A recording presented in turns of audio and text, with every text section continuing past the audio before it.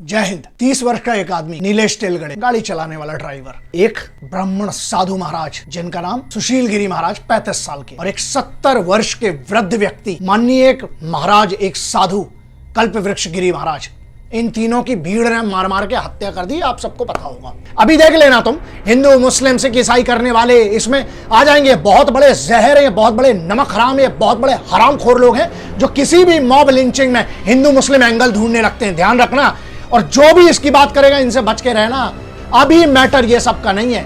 अब एक बात, सबसे बड़ा मेरा जो सवाल है ना, वो ये है उन लोगों से, कहां गए वे हिपोक्रेट्स? कहां गए वो लोग जो तख्ती वाली एक पूरी गैंग है जो खड़ी हो जाया करती थी? कहां गए वो ट्विटर पे वॉर चलाने वाले, युद्ध चलाने वाले? कहां गए वो लोग जो अफजल गुरु जैसा हरामखोर आतंकवादी मरता है, या बहुत बड़े बड़े आतंकवादी जब मरते हैं तब सालों को बड़ा सुरक्षित फील होने लगता है इस देश में? अब क्या हो रहा? जब दो संत और एक वो रोज कमा के खाने वाला, इकलौता घर का कमाने वाला वो लड़का था नीलेश ड्राइवर, जब वो मरा, अब क्या हुआ? अब असुरक्षित फील नहीं हो रहा तुम लोगों को? क्या हुआ?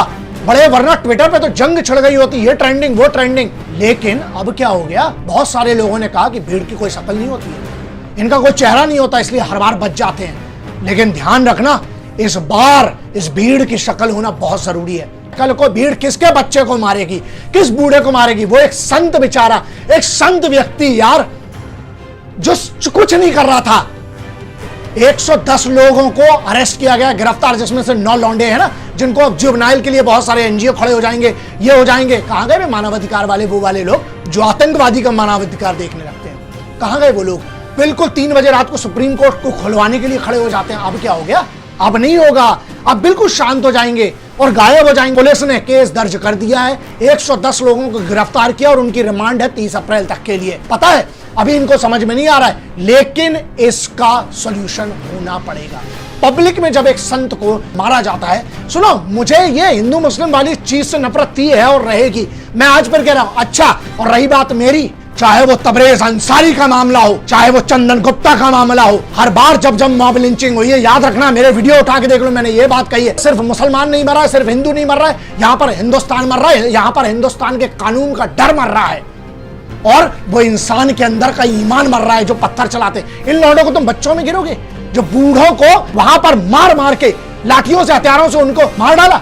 इसके लिए क्या कहोगे बे?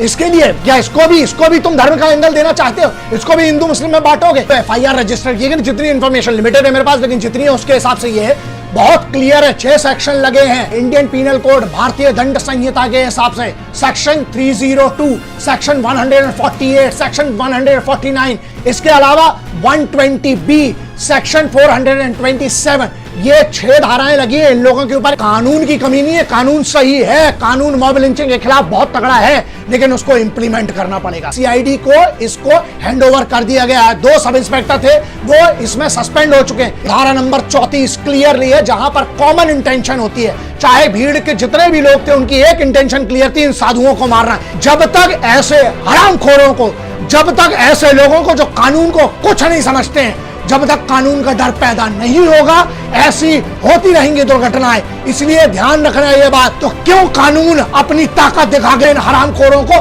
कम से कम फांसी की सजा नहीं दिलवा सकता?